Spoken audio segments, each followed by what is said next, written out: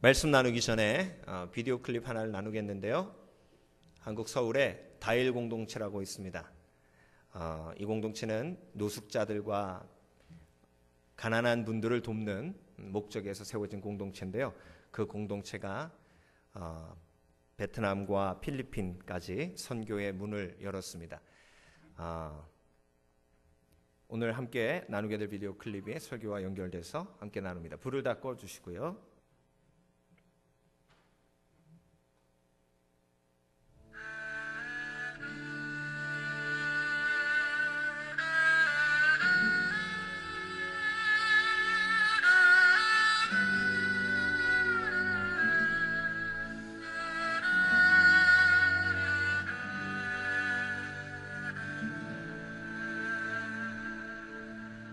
오직 주의 사랑에 매여 내 영 기뻐 노래합니다. 이 소망의 언덕 기쁨의 땅에서 주께 사랑 드립니다. 오직 주의 임재 안에 갇혀 내 영 기뻐 찬양합니다. 이 소명의 언덕 거룩한 땅에서 주께 경배드립니다. 주께서 주신 모든 은혜 나는 말할 수 없네. 내 영혼 즐거이 주 따르렵니다. 주께 내 삶 드립니다.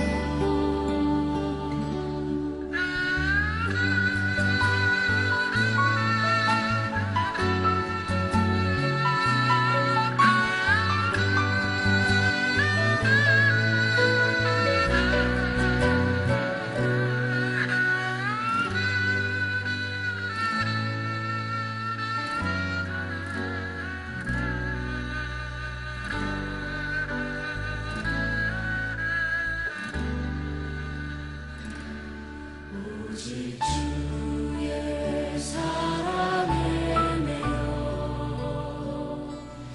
내 영 기뻐 노래합니다. 이제 얼굴이 이제 살아났구나. 아이, 그래. 춥진 않아? 주께 사랑 드립니다.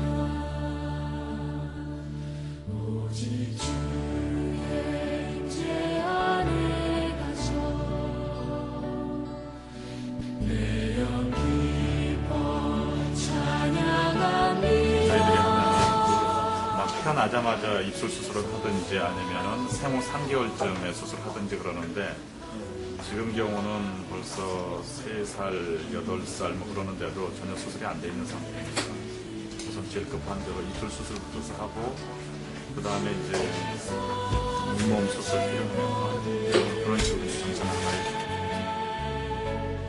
나는 말할 수 없네. 내 영혼 즐거이 주 따르렵니다. 주께 내 삶 드립니다. 주께 내 삶 드립니다.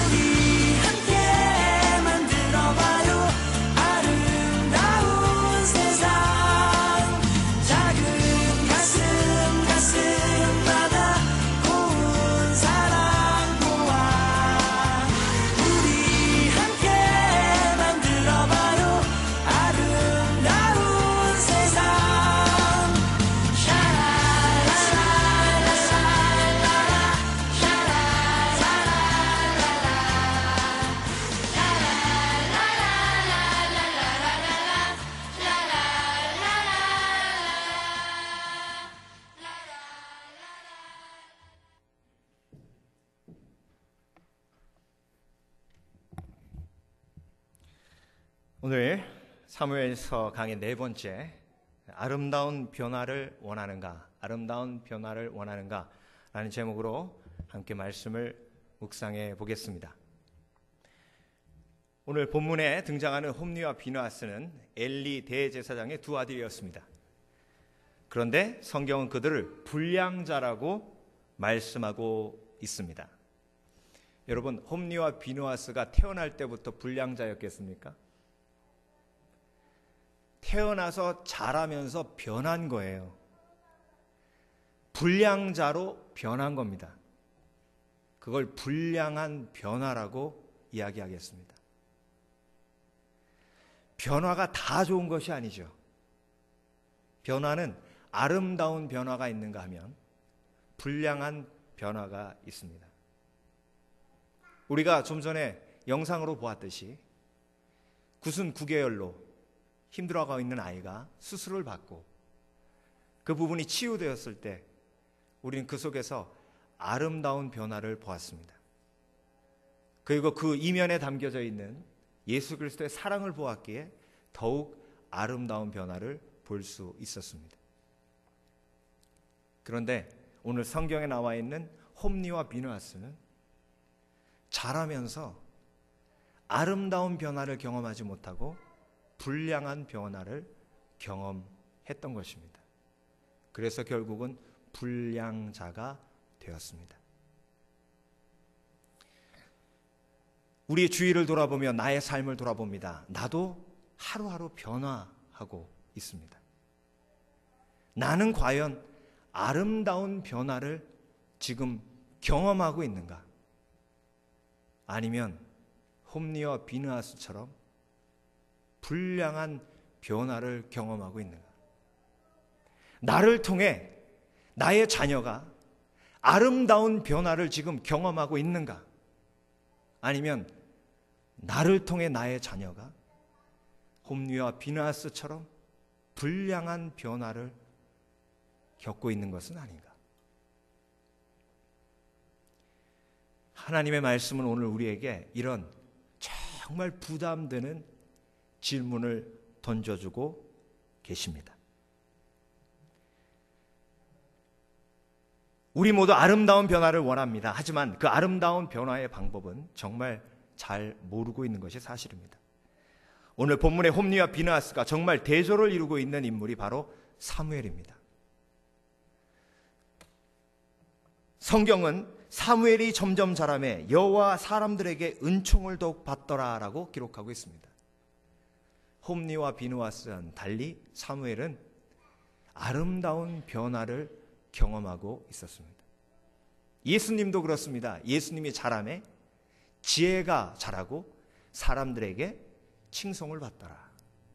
예수님도 아름다운 변화를 통해 아름다운 분으로 자라가셨습니다.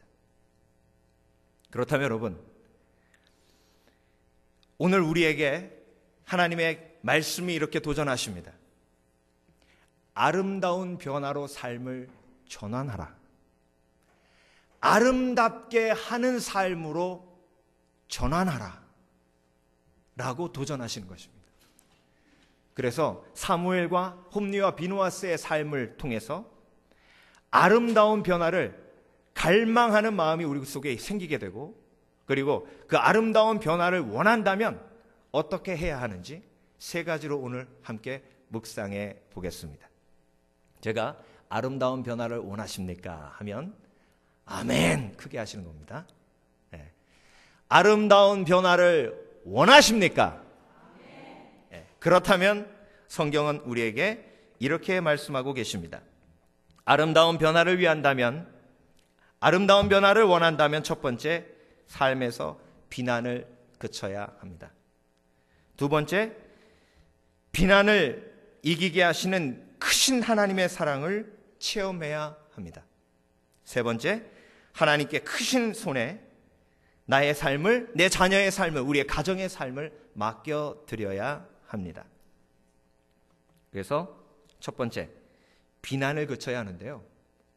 오늘 말씀을 제가 깊이 연구하면서 과연 홈리와 비느하스가 왜 그렇게 불량자로 변했을까라는 묵상을 하게 됐습니다.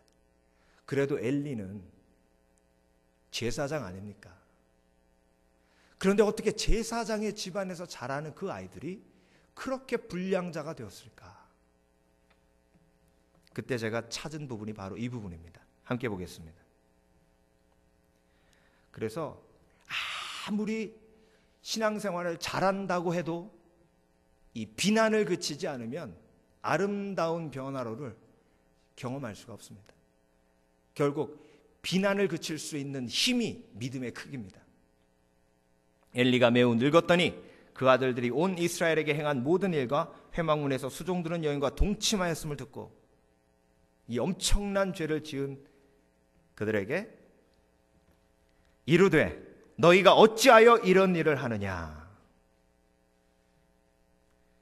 영어로 Why do you do such a things? 여러분, 왜라는 질문이 지금 답을 얻기 위해서 질문한 겁니까? 아니에요. 답을 얻기 위해서 질문한 거 아닙니다. 이게 비난의 특징이에요. 가장 전형적인 비난이 왜라는 질문으로 시작합니다. 게으른 자녀 보고 너 왜 이렇게 게으르니? 그러면요 걔가 뭐라 그래요? 답이 없어요. 아빠 닮아서 그런가 보지. 그건 뭐예요? 같은 비난이죠. 비난을 주니까 비난하는 겁니다. 왜라고 시작하는 말. 당신은 왜 청소할 게 안 보여요? 왜 보면 못 치워요? 이게 비난이에요.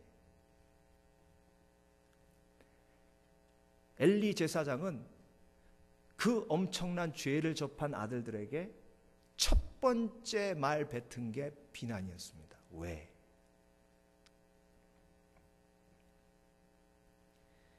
여러분, 그래서 내 속에 비난이 꿈틀거리고 있을 때에 그때 나를 통해 비난을 듣는 그 사람이 불량한 변화를 경험하게 되는 겁니다. 심리학자들이 아주 재밌는 실험을 했어요. 아이들을 데려다 놓고 바구니를 마련해 놓고 그 바구니에다가 공을 10개 던지게 했습니다. 한 개 딱 던졌을 때 안 들어가면 야, 너 그것도 못 던져? 똑바로 보고 던져. 알았어? 비난이죠. 또 던지게 합니다. 세 번째 들어갔습니다. 그래, 그렇게 하는 거야. 아까 왜 그렇게 못했어? 계속 던져봐. 처음부터 끝까지 비난이에요. 두 번째 아이들은 공을 던졌을 때 괜찮아. 다음에 잘 던지면 되지. 또 던져봐. 또 안 들어갔네? 이제 세 번째는 집중을 잘 해봐라. 세 번째도 안 들어갔네? 야, 이제 네 번째는 들어갈 확률이 더 높아졌다. 이렇게 비난을 멈추고 격려해 줬어요. 답은 뻔한 거 아닙니까? 어떤 아이가 더 많은 공을 집어넣겠습니까? 이렇게 상식적으로 생각을 해봐도 너무나 잘 알고 있는 진리를 우리는 삶 속에 적용하지 못하고 있지 않습니까? 그러니까 결국 홈리와 비느하스가 그렇게 된 책임이 비난을 멈추지 않은 엘리 제사장에게 있었고, 엘리 제사장은 왜 또 그렇게 비난했습니까? 엘리 제사장을 비난했던 그 부모님이 있었고, 그 부모님은 엘리 제사장을 왜 또 비난했습니까? 그 부모님의 부모님이 있었고, 결국은 그 비난의 연결고리를, 그 비난의 저주의 고리를 끊지 못한 안타까운 그들의 모습 속에 있는 것입니다. 그래서 여러분, 지난 일은 모두 예수 그리스도의 십자가에 못 박으시기를 주의 이름으로 축원합니다. 그리고 하나님의 말씀에 선포될 때에 이 시간 결단하시기 바랍니다. 하나님, 비난을 듣는 사람이 불량한 변화를 경험하게 되므로 나는 비난을 그치고 아름다운 변화를 창조하는 사람 되게 하여 주시옵소서. 그 사람이 누구였냐면 한나였어요. 한나는요, 비난에 묻혀서 살았습니다. 누가 그렇게 한나를 비난했어요? 분인나. 한나, 너는 양심도 없니? 너 때문에 엘가나가 얼마나 힘들어하는 줄 알아? 네가 애 못 낳아가지고 그렇게 푹 처져 있으니까 내 남편이기도 한 엘가나가 너 때문에 그렇게 힘들어해. 차라리 떠나라, 떠나. 떠나면 누구만 좋으라고. 네가 애 못 낳는 이유를 알아? 나는 애를 잘 낳고 그 이유가 뭔지 알아? 죄가 있어서 그래. 네가 하나님 잘 섬긴 다음에 다 뻥치지 말고 회개나 해. 이런 식으로 계속해서 비난했어요. 그러니까 한나의 마음이 너무너무 슬픈 겁니다. 그런데 여러분 보세요. 분인나가 한나를 비난했죠. 그러면 그 비난이 누구에게 가야 돼요? 엘가나에게 가야죠. 왜? 엘가나가 분인나를 데리고 왔거든요. 그러면 엘가나가 비난받으면 다시 분인나를 비난하죠. 너 왜 한나에게 가서 그렇게 비난했냐? 그러면 분인나는 그 얘기 듣고 이 한나가 또 일러 치사하게 너 죽었다. 그러고 또 가서 비난하는 거죠. 그러니까 비난이 계속 돌고 도는 겁니다. 아빠는 엄마를 비난하고 엄마는 또 아빠를 비난하고 아빠는 애들을 비난하고 애들은 아빠를 비난하고 아빠는 엄마를 비난하고 돌고 도는 거예요. 그런데 한나가 이 비난의 연결고리를 끊습니다. 그 비난을 마음속에 담고 하나님 앞으로 나갑니다. 자, 가정에 한 사람은 이렇게 비난을 끊는 축복의 사람이 있어야 됩니다. 이 사람이 복댕이에요. 이 사람이 복댕이에요. 그래서 그 복댕이가 저와 여러분 되시길 주의 이름으로 축원합니다. 네. 그때 하나님께서 그 가정을 아름다운 변화로 이끌어 가시는 겁니다.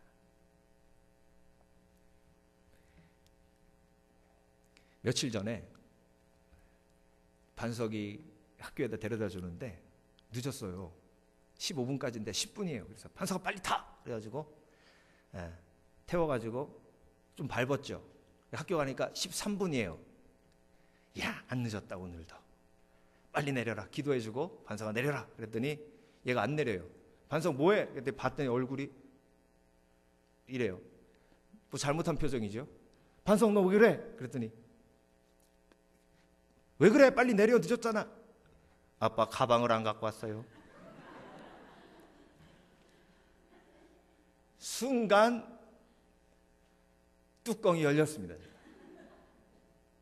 이야, 어떻게 학생이 책가방을 안 갖고 차에 올라탔는지 아무리 생각해도 이해가 안 돼요. 그래서 물어보려고 하는 순간 너 왜? 라고 물어보려고 하는 순간 성령께서 제 마음을 주장하셔서 이 기회는 반석이에게 너의 변함없는 사랑을 보여줄 수 있는 기회다. 여러분 100번이면 99번 제가 화를 냈습니다. 지금까지. 근데 한 번, 그러니까 제가 항상 그렇다고 오해하지 마세요. 항상 그렇다고 오해하지 마세요. 저도 계속 화를 내다가 그날만큼은 성령께서 깨닫게 하셨어요. 그래서 제가 그래? 그럼 가서 갖고 오자. 그러고 차를 돌려서 집으로 가고 있었습니다. 제가 백미러로 봤어요. 이 녀석이 뭔가 날라와야 될 게 안 날라오거든요.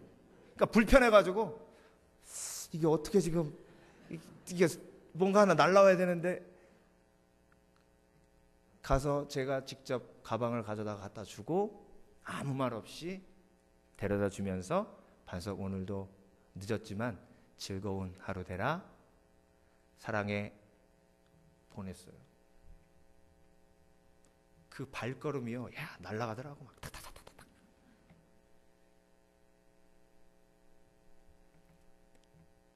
그러고 나서 성령께서 잘했다 하시는 거죠. 그렇죠? 제가 다시 한번 말씀드리지만 99번 혼내고 제가 한 번 잘한 겁니다. 여러분, 이 원리가 성경의 원리예요. 탕자가 집으로 돌아오기 전에 삶 전체가 비난이었습니다. 생각해 보세요. 같이 퍼마시고 놀던 친구들이요, 돈 잃고 다 잃어버리니까 상종도 안 해요. 그래가지고 막 문을 두드리면서, 야, 너 나와! 너 어떻게 인간이 그럴 수가 있어? 내가 잘 나갈 때는 돈 많을 땐 나오고 그렇게 하더니 내가 좀 도와주려자 그랬더니 이렇게 사람을 무시해? 친구가, 너 입장을 바꿔놓고 생각해봐. 나도 내가 돈이 있으니까 너 나 찾아와가지고 도와달라고 그러는 거 아니야. 내가 돈 없어봐 너도 나 무시할걸? 웃기는 소리 하지 마. 빨리 나가. 주위의 친구들의 수없이 많은 비난. 그래서 그렇게 흥청망청 누가 쓰래? 그 상한 마음을 가지고 고향에 딱 들어섰더니요, 자기 집까지 가기 전에 그 고향길 가는 동안 주위에서 수근수근합니다. 아이고, 저 무슨 낯짝으로 돌아왔대. 저렇게 거짓골 해가지고 아버지한테 돈 달래가지고 갈 때는 언제고. 아이고, 이제 저 아버지 마음 찢어지네. 찢어져. 아이고, 저런 아들 없는 게 나는 큰 다행이다. 그러면서 그런 막 수근거리는 소리가 들려야 안 들려요? 비난 그 자체입니다, 삶이. 그런데 집에 딱 도착했더니 아버지가 도착하기도 전에 멀리에서 날 기다리고 있다가 와서 입 맞추고 끌어안고 아들아 잘 왔다 하면서 자색 옷 입혀주시고 심지어 잔치까지 벌려주시네. 잔치 벌려서 뭘 막는 거예요? 비난을 막는 거예요. 내 아들 내가 이렇게 사랑하니까 재산 탕진한 내 아들 더 이상 비난하지 말라 이겁니다. 이것이 하나님의 사랑인 줄 믿으시길 주의 이름으로 축원합니다. 그때 아름다운 변화가 일어나는 겁니다. 정말 잘못한 아이, 그 아이는요, 지가 잘못한 거 압니다. 이미 알고 있는데 혼내면 위로가 필요한 그 아이에게 오히려 더 큰 상처만 줄 뿐입니다. 그래서 아이가 실수했을 땐 그 아이에게 변함없는 사랑을 보여줄 수 있는 기회라고 받아들이시길 주의 이름으로 축원합니다. 그때 아름다운 변화가 나타나는 겁니다. 남편에게도 마찬가지입니다. 사실 부부관계 속에서 누가 더 실수 많이 합니까? 여자들은 별로 실수 안 해요. 실수를 해도 안 보여요. 근데 거의 실수를 하는 건 남자입니다. 왜? 갈비뼈가 하나 없거든요. 그 갈비뼈가 뭐냐면 나사예요. 나사 빠진 거예요. 이 집 남자나 저 집 남자나 나사 빠져서 실수하는 겁니다. 그때 그 실수를 비난으로 연결하지 않을 때, 그때 하나님께서 놀랍게 축복하실 줄 믿습니다. 남자를 리더로 세우셨잖아요, 하나님이. 리더는요, 실수를 품어주는 사람이에요. 그래야 리더십이 올바롭습니다. 리더가 실수에 비난하면, 비난받은 사람은 리더를 그냥 형식적인 리더로 인정하지 실질적인 리더로 인정하지 않습니다. 그래서 아내가 실수했을 때 남편이 비난하지 말아야 리더십이 올바로 서는 겁니다. 그래서 그 가정에 비난을 멈추는 사람 한 사람만 있어도 그 가정은 아름다운 변화를 경험할 줄 믿습니다. 그래서 보세요. 그들에게 이르되 너희가 어찌하여 이런 일을 하느냐? 내가 너희의 악행을 이 모든 백성에게 듣노라. 엘리 제사장이 이렇게 얘기했어요. 그들이 수막에서 시종 드는 여인과 동침했을 때 이런 말 했습니다. 보세요. 엘리 제사장의 비난은 그 비난의 목적이 뭐예요? 자기를 위한 거예요. 창피하다 이거예요. 너희가 어찌 이런 일을 하느냐? 내가 너희의 악행을 이 모든 백성에게 듣노라. 사람들한테 창피해가지고 돌아다니지 못하겠다는 거예요. 굉장히 이스라엘 문화가 우리 한국 문화랑 비슷하죠. 그렇죠? 네. 자녀들이 잘못하면 우리 옛날 부모님들 뭐라 그러셨어요? 너 때문에 내가 낯을 못 들고 다녀. 너 부모 얼굴에 똥칠하냐? 아휴, 아무튼 이사를 가든가 해야지. 그러니까 결국 비난의 목적이 뭐예요? 내가 창피하다 이거예요. 그러니까 비난하는 목적은 뭐예요? 내가 안 창피하기 위해서 너 제발 좀 똑바로 살아라 이거 아닙니까? 결국 비난의 중심에는 이기심이 들어있습니다. 그럼 목사님 비난 안 하고 어떻게 해요? 비난을 멈추고 아픔을 나누세요. 얘들아, 홈리와 비누아스, 너희들이 제사장인데 이렇게 행하면 하나님의 마음이 얼마나 아프시겠느냐. 그리고 너희를 바라보는 아버지의 나의 마음은 정말 무너지고 또 무너진단다. 이렇게 마음을 나누면 그것은 비난이 아니에요.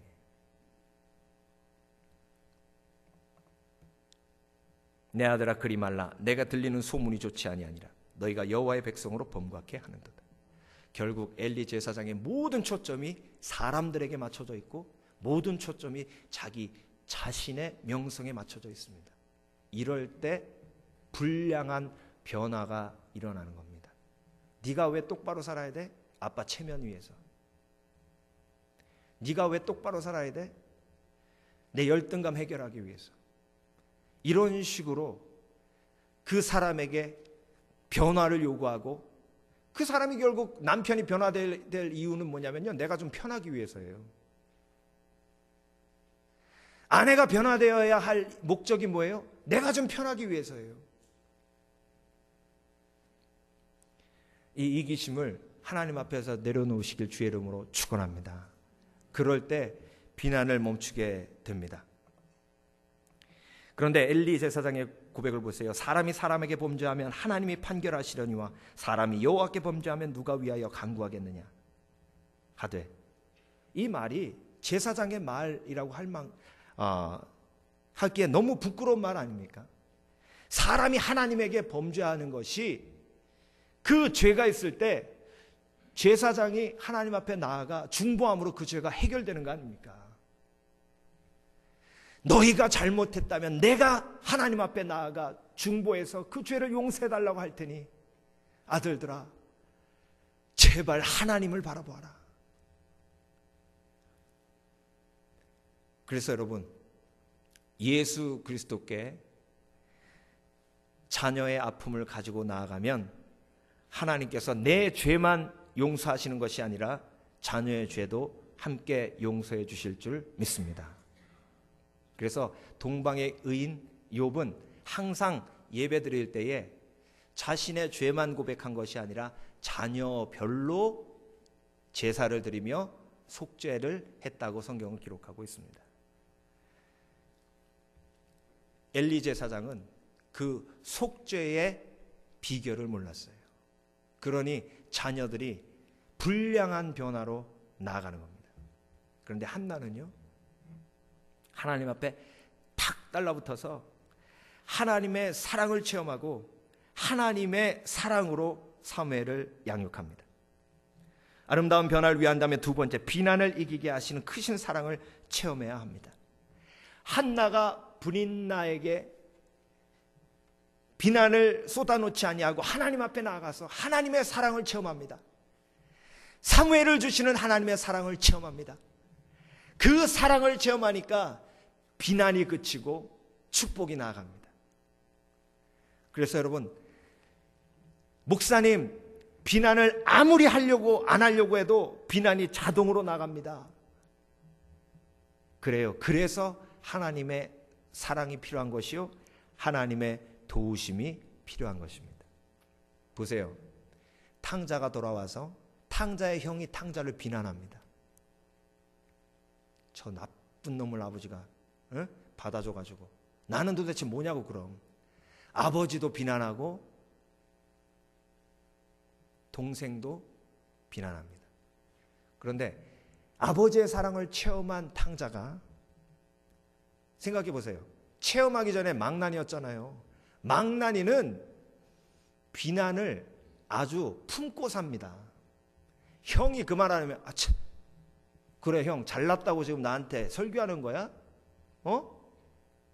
그래 한번 형은 잘났으니까 잘난 대로 한번 살아봐. 얼마나 잘 되나 보자고. 이게 비난이죠. 틀림없이 망나니 탕자는 그렇게 했을 거예요. 근데 아버지의 사랑을 체험하니까 비난이 멈춰지잖아요. 형한테 한마디 안 했습니다. 왜 나를 비난하냐고 한마디도 안 했습니다. 여러분, 그래서 한나처럼 그 비난을 모두 마음에 품고 하나님 앞에 나아가서 하나님의 사랑과 은혜를 체험하면 그 사랑과 은혜가 나의 비난을 멈추게 하는 놀라운 은혜로 변화될 줄 믿습니다. 이송용 선교사님이라는 분이 계세요. 그래도 괜찮아라는 책을 쓰셨는데요. 이분이 지금 몽골에 선교사로 가셨어요. 카이스트 다니면서 부르심을 받고 대덕에 있는 한빛교회 섬기다가 몽골의 선교사로 두 부부가 파송이 됐습니다. 그 분의 책에 혜원이 이야기가 나오는데요. 자기 교회에 아주 특별한 아이가 한 명 있었답니다. 한마디로 말 안 듣기로 소문난 아이.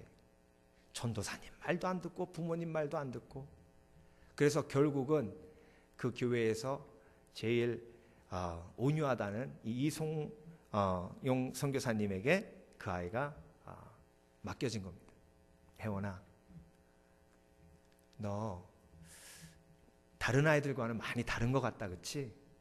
근데 네가 그렇게 다른 아이들과 다른 이유가 뭐라고 생각하니? 그랬더니 그 아이가 너는 왜 이렇게 문제야라고 생각하니라고 묻지 않고 비난하지 않고 다르다, 특별하다라는 마음으로 접근한 거예요. 그게 사랑이죠. 그렇죠? 너는 왜 다른 아이들과 다르고 이렇게 특별하니라고 물어보니까 혜원이가 마음문을 여는데, 선생님, 제가 지난번에 다니던 교회에서 저보고 문제하라고 하면서 어떤 선생님이 나보고 교회 나오지 말라고 했어요. 그래서 제가 이 대덕 한빛교회로 왔어요. 여기에 있는 선생님들도 저를 그렇게 보시는 것 같아요.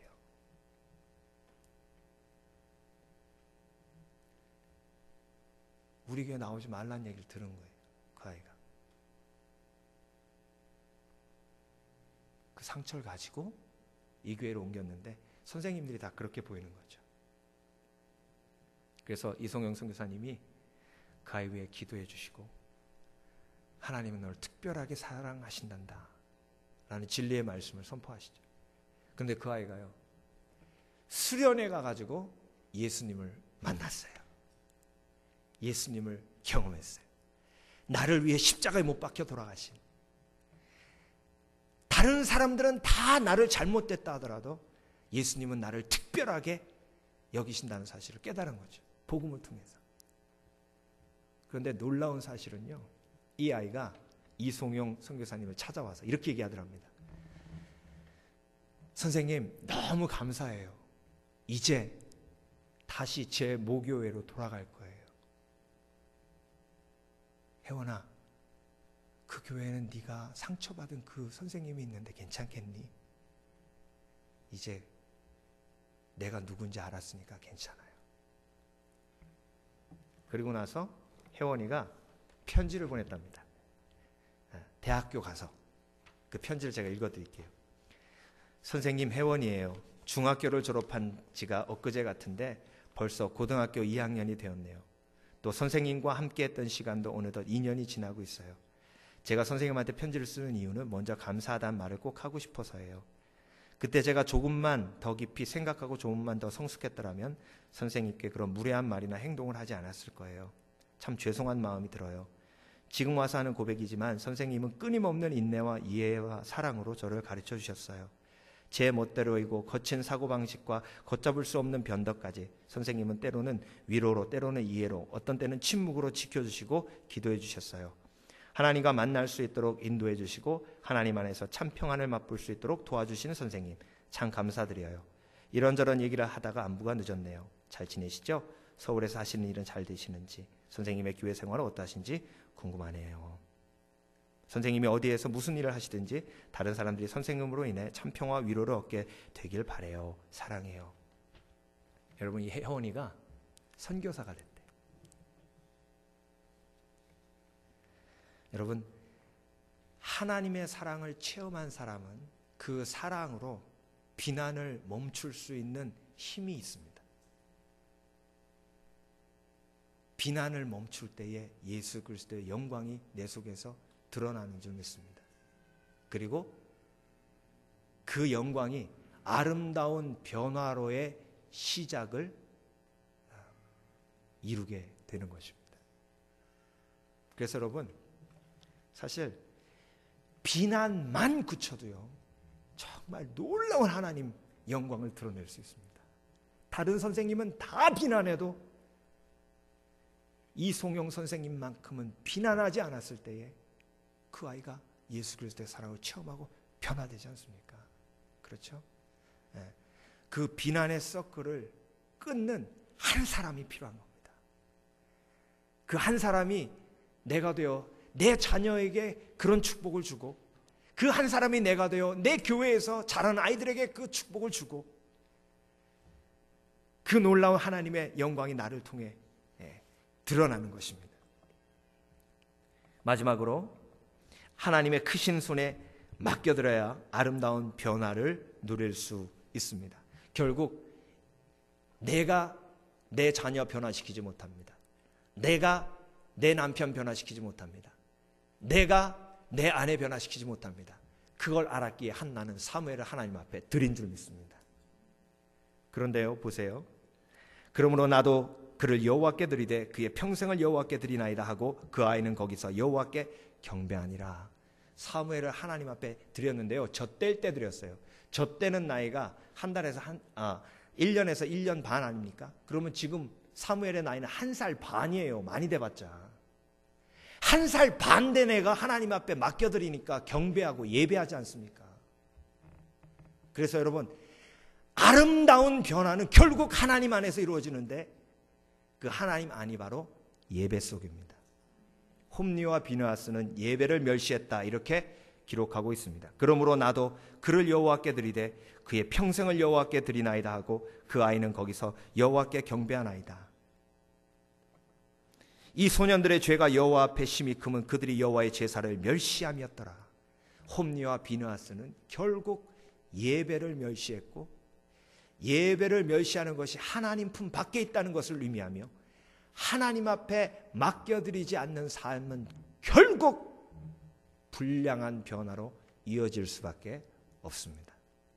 여러분, 아름다운 변화는 결국 하나님 품 안에서 이루어지고 하나님 품은 예배 속인 줄 믿으시길 주의 이름으로 축원합니다. 그래서 자녀에게 가장 먼저 가르쳐야 할 것이 이거예요. 예배를 목숨같이 여기는 신앙을 가르치는 것이 그 아이가 평생 아름다운 변화를 추구하며 아름다운 변화를 이끌어가는 축복된 자녀로 자라게 하는 비결입니다. 이것만큼은 엄마가 절대로 양보할 수 없다라는 한나의 신앙이 저와 여러분에게 있을 때 우리를 통해 아름다운 변화가 창조되는 줄 믿습니다. 말씀을 마무리합니다. 아름다운 변화를 위한다면 우리는 비난을 그쳐야 합니다. 엘리 제사장의 자녀가 왜 그렇게 됐는지 성경을 통해서 볼 때에 결국은 그 원인은 비난 속에 있었습니다. 그 비난을 이기게 하시는 크신 사랑을 체험해야 하는데 한나는 그 사랑을 체험하고 비난을 그쳤고 그 비난을 그치니 하나님이 사무엘을 아름다운 하나님의 사람으로 빚으셨습니다. 하나님께 크신 손에 맡겨드려야 하는데 결국 예배 속에서 그 아름다운 변화가 일어나게 되는 것입니다. 오늘 아무쪼록 사무엘서에서 주시는 진리의 말씀을 우리 가운데 새겨 아름다운 변화를 창조하시는 저와 여러분 되시길 주의 이름으로 축원합니다. 기도하겠습니다.